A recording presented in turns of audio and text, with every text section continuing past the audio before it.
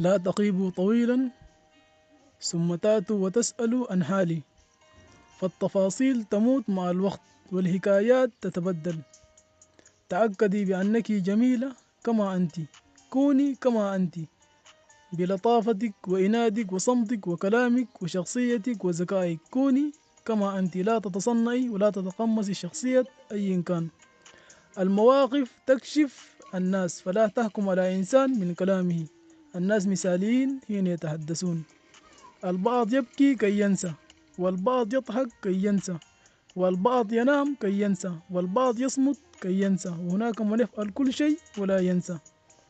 تبدأ القصة إيجاب ثم افتقاد اشتياق موقف زعل وانتهت القصة. لا تهتم بهؤلاء الحمقى، فلا هم ملائكة السماء السابعة ولا تحت أقدامهم جنتك.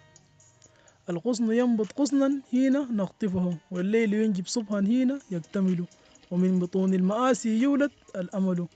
الحنين يعالج بالنسيان، الغياب يعالج بالإيتياد، والأشواق تعالج بقتل الأحاسيس. أصبحنا بحاجة لقلب صناعي لا يتألم ولا يشتاق ولا يهب، بل ينبض فقط ليبقى على قيد الحياة. الحب هو ما ولدنا به، الخوف هو ما تعلمناه هنا. كن أنيقا دائما، فأنت لا تعلم متى يصادفك الحب. ولم أقع في الحب يوما، لقد مشيت عليه بخطى ثابتة مفتوح العينين حتى أقصى مداهما. إني واقف في الحب لا واقع فيه، أحبك بكامل وعي. لا توت أبدا، لأن حبي ليس مقعدا في حديقة عامة تمضي عنه متى شئت وتعود إليه أي متى شئت. اذهب، مع السلامة.